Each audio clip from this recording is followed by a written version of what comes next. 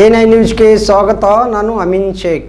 ಪಂಚ ಗ್ಯಾರಂಟಿ ಯೋಜನೆಗಳು ಜಿಲ್ಲೆಯಲ್ಲಿ ಸಮರ್ಪಕ ಅನುಷ್ಠಾನಗೊಳಿಸುವ ಮೂಲಕ ಯಾವುದೇ ಅರ್ಹ ಫಲಾನುಭವಿಗಳು ಹೊರಗುಳಿಯದಂತೆ ನೋಡಿಕೊಳ್ಳಬೇಕು ಎಂದು ಪಂಚ ಗ್ಯಾರಂಟಿ ಯೋಜನೆ ಅನುಷ್ಠಾನ ಪ್ರಾಧಿಕಾರದ ಉಸ್ತುವಾರಿ ಎಸ್ಆರ್ ಪಾಟೀಲ್ ಅವರು ಸೂಚಿಸಿದರು.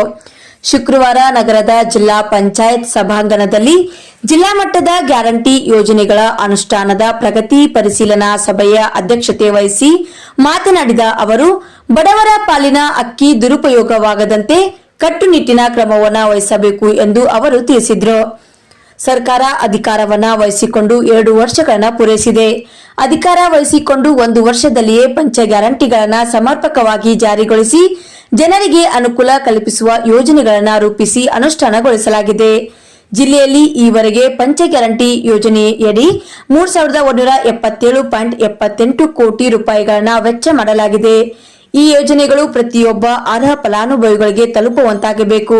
ಈ ಕುರಿತು ಪ್ರತಿ ಗ್ರಾಮ ಪಂಚಾಯಿತಿಗಳಲ್ಲಿ ಪ್ರಚಾರ ಫಲಕಗಳನ್ನು ಅಳವಡಿಸಬೇಕು. ಕಟ್ಟ ಕಡೆಯ ಅರ್ಹ ಫಲಾನುಭವಿಗಳಿಗೆ ಯೋಜನೆಯ ಲಾಭವನ್ನು ದೊರಕಿಸಬೇಕು.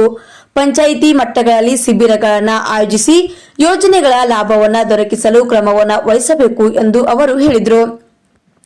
ಇನ್ನು ಈ ಸಭೆಯಲ್ಲಿ ಜಿಲ್ಲಾ ಮಟ್ಟದ ಗ್ಯಾರಂಟಿ ಯೋಜನೆಗಳ ಅನುಷ್ಠಾನ ಸಮಿತಿ ಅಧ್ಯಕ್ಷರಾದ ಇಲಿಯಾಸ್ ಬೋರಾಮನಿ, ಉಪಾಧ್ಯಕ್ಷ ಹೊನ್ನಮಲ್ಲ ಸಾರವಾಡ್, ಸುಂದರ್ ಪಾಲ್ ರಾಠೋಡ್, ನಬಿಲಾಲ್ ನಾಯ್ಕೋಡಿ, ಆನಂದ್ ಜಾಧವ್, ಮಹಾದೇವಿ ಗೋಕಾಕ್, ಸದಸ್ಯರಾದ ಆರ್ತಿ ನಾವಿ, ಸಾಹೇಬ್ಗೌಡ ಬಿರಾದಾರ್, ಮಲ್ಲಪ್ಪ ದಳವಾಯಿ, ಗುರುಪಾದ ಗೌಡ ದಾಶಾಳ್, ಶ್ರೀಶೈಲ್ ಕವಲಗಿ, ರವಿದಾಸ್ ಜಾಧವ್, ಮೈಬೂಬ್ ಸಾಬ್ ನಾಯ್ಕೋಡಿ, ಸಂತೋಷ್ ಗನಾಚಾರಿ, ಶಂಕರಗೌಡ ಹಿರೇಗೌಡರ್, ಚಂದ್ರಶೇಖರ್ ಹಳೆಮನಿ, ರಾಜಶೇಖರ್ ಅವಜಿ, ಪ್ರಶಾಂತ್ ಕಾಳೆ, ಸಂಗನಗೌಡ ದೇಸಾಯಿ, ಶರಣಬಸಪ್ಪ ಚೌರ ಸೇರಿದಂತೆ ತಾಲೂಕು ಪಂಚಾಯತ್ ಕಾರ್ಯನಿರ್ವಾಹಕ ಅಧಿಕಾರಿಗಳು, ಜಿಲ್ಲಾ ಮಟ್ಟದ ವಿವಿಧ ಅಧಿಕಾರಿಗಳು ಉಪಸ್ಥಿತರಿದ್ದರು.